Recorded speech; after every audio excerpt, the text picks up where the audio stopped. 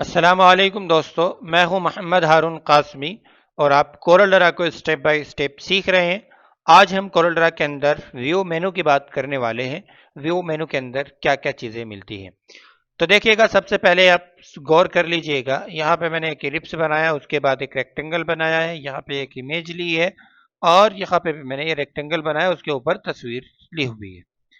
अब व्यू मेनू के अंदर अलग अलग देखने के तरीके मिलते हैं हमें। जैसे मैं व्यू मेनू पर क्लिक करूंगा, ठीक है, सिंपल वायर फ्रेम पर क्लिक करूंगा यहाँ पे जाने के बाद, तो ये इस तरीके से नजर आएगा। ओके, व्यू मेनू के अंदर जाने के बाद अगर मैं वायर फ्रेम कमांड पर भी क्लिक करूं तो यहाँ पे भी इसी तरीके से नजर आएगा। अच्छा, इसका कोई फायदा है? बज़ाहिर वैसे तो मुझे इसका कोई फायदा नजर नहीं आता है, लेकिन एक फायदा यहाँ पे इसका हो सकता है। वो क्या? जैसे यहाँ पे मैंने कोरल ड्रा को व्हाइट कलर में लिखा हुआ है, इसको मैं उठा करके यहाँ पे रख देता हूँ। अब मुझे मालूम नहीं है कि मैंने व्हाइट कलर का टेक्स्ट यानी तहरीर कहाँ पे लिखा हुआ है, मुझे तलाश करना है। तो मैं व्यू के अंदर जाऊंगा, वायर फ्रेम पे क्लिक कर दूंगा तो ये नजर आ जाएगा। देखिएगा यहाँ पे मैंने लिखा हुआ है। ओके, सिंपल चीजें हैं। यहाँ से उठा करके यहाँ रख दो और फिर उसके बाद व्यू के अंदर आओ, नॉर्मल पे या ड्राफ्ट पे क्लिक कर दो। अच्छा, हम ड्राफ्ट पे अगर क्लिक रहने देते हैं तो क्वालिटी बहुत लो होती है। देखिएगा इमेज पे आपको नजर आ रही होगी क्वालिटी, और जैसे ही मैं यहाँ पे आता हूँ नॉर्मल पे, ठीक ठाक क्वालिटी रहती है। जैसे मैंने नॉर्मल पे क्लिक किया तो क्वालिटी चेंज हो गई।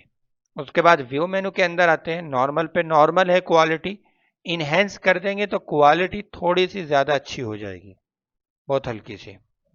और अगर मैं इसी को जूम कर दूं और व्यू पे आऊं और पिक्सल पे क्लिक करूं तो यहाँ पे तस्वीर के पिक्सल हमें बहुत कम जूम करने पे नजर आ जाएंगे। ओके, सिंपल सी चीज है।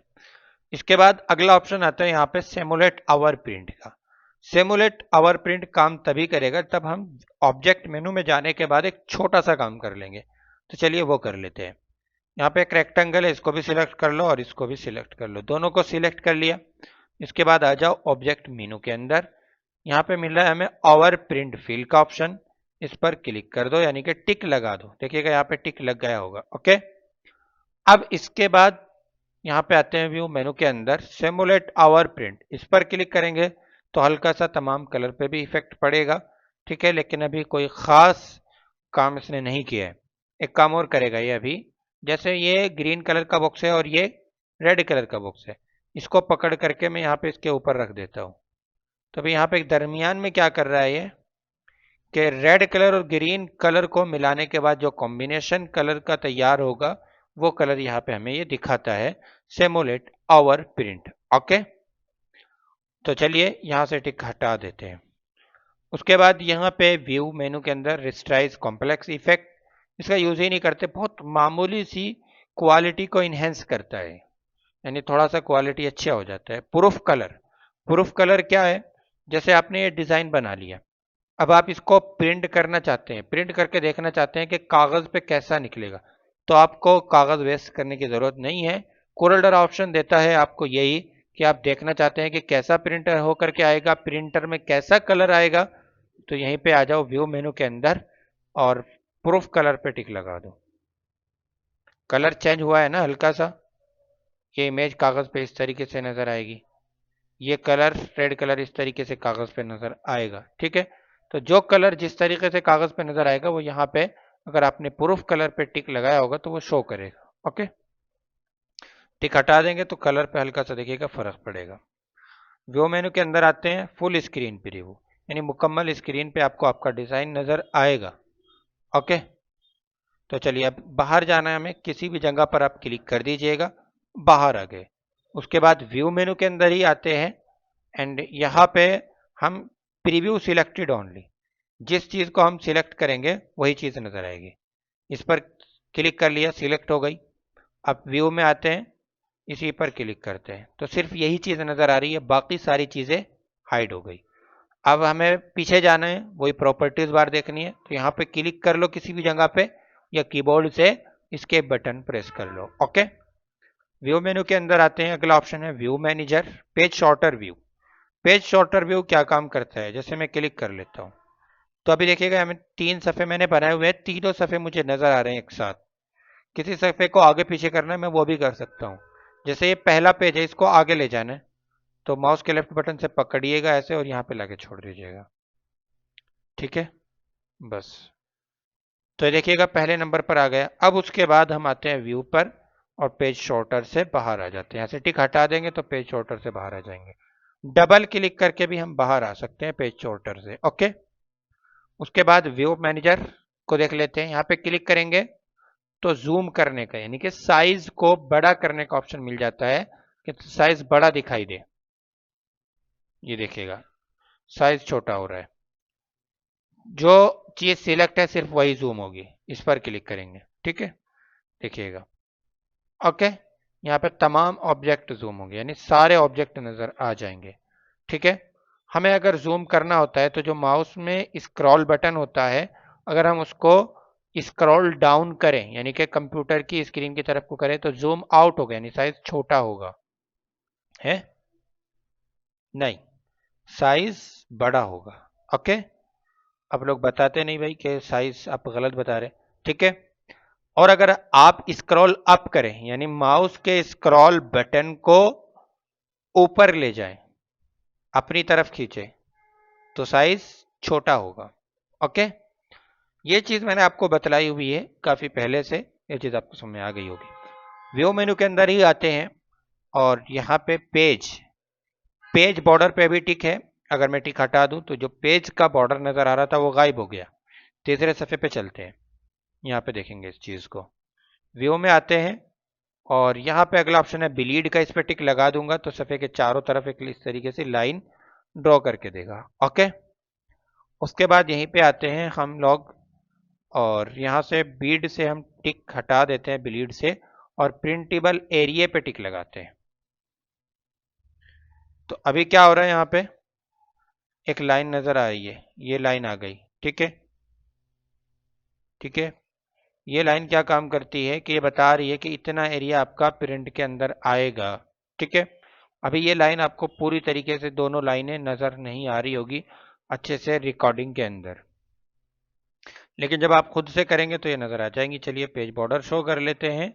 ओके, और फिर इसके बाद यहीं पे आ जाते हैं ग्रिड। चलिए, उसके बाद रूलर। ग्रिड के अंदर क्या होता है, डॉक्यूमेंट ग्रिड पर क्लिक कर लेंगे तो ये इस तरीके से नजर आ जाएंगी, खाने खाने से बने हुए नजर आ जाएंगे। ओके, व्यू में आते हैं, ग्रिड, यहाँ पे टिक हटा दो और फिर उसके बाद 20 लाइन पे क्लिक करते हैं हम। यहाँ पे इस पर क्लिक करेंगे तो ये सफ़े के ऊपर जैसे नोटबुक में आता है ना लाइनें, ये प्रिंटेबल नहीं है ये लाइनें।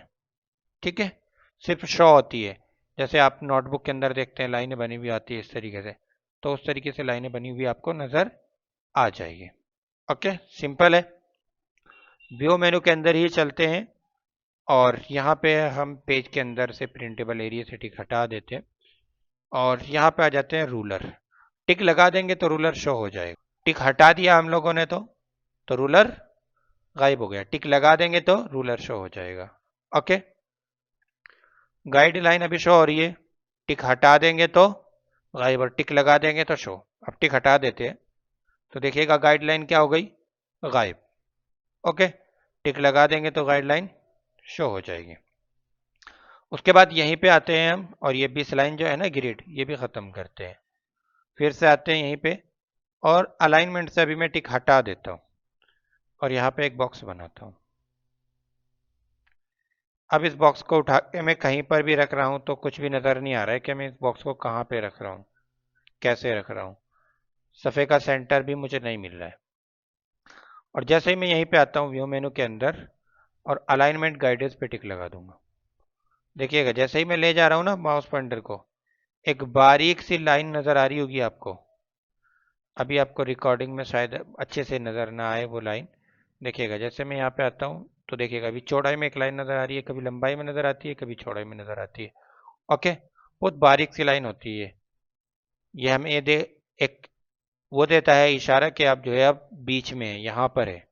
ओके, लिखा हुआ भी आ रहा है कि आप कहाँ पर हो। ठीक है, एज पर हो, सेंटर पे हो। उसके बाद व्यू मेनू के अंदर आते हैं और यहाँ पे डायनामिक गाइडेंस, ये भी क्या करता है आपको देखिएगा इस तरीके से थोड़ा सा लाइन नज़र आता है और यहाँ पे लिखा हुआ आ जाता है कि अभी आप किस जगह पर हो। ठीक है, अभी एज पर माउस था। 2 बॉक्स यहाँ पे बना लेते हैं पहले, तब नजर आएगा अच्छे तरीके से। कॉपी कर लिया। अब इसी को पकड़ के यहाँ पे देखिएगा सेंटर में रख रहे हैं, एज पे रख रहे हैं, जहाँ पे भी हम रखेंगे इसको एज पे रख रहे हैं, तो ये दिखा रहा है, यानी नजर आता रहेगा। अभी आपको नजर आई होगी लाइन। ठीक है, रिकॉर्डिंग के अंदर उतनी अच्छे से नजर नहीं आएगी क्योंकि गाइड लाइन की तरह होती है ये, बहुत बारीक सी लाइन। Okay, snap. स्नैप क्या काम करता है, जैसे मैं अभी ऑब्जेक्ट बनाए हुए हैं, ऑब्जेक्ट पे टिक लगा हुआ है, तो हम F4 कर लेते हैं यहाँ पे, और इसको मैं यहाँ पे रख रहा हूँ मिला के। तो जैसे ही देखिएगा मैं ऑब्जेक्ट के करीब अपने माउस पॉइंटर को ले जा रहा हूँ, तो ये अपनी जानिब इसको खींच रहा है, यानी मकनातीसी सलाहियत है एक इसके अंदर। ओके,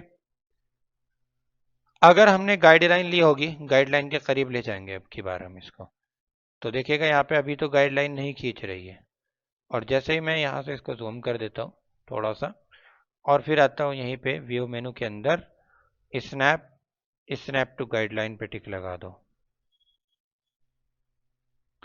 आप देखिएगा यहाँ से मैं जैसे पकड़ के ऊपर को लेके चलूंगा, तो कुछ फासले से गाइडलाइन इसको अपने ऊपर चिपका लेगी, यानी कि अपनी तरफ खींच लेगी। एक तरीके से चुंबकीय शक्ति होती है, स्नैप का मतलब ये होता है। तो व्यू मेनू हमारा कंप्लीट हो गया।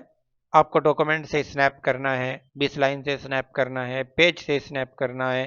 पेज पर क्लिक कर लेंगे तो जैसे ही हम पेज बॉर्डर पे पहुंचेंगे या सफ़े पे पहुंचेंगे, फौरन सपा ऑटोमेटिकली अपने से मिला लेगा उसको।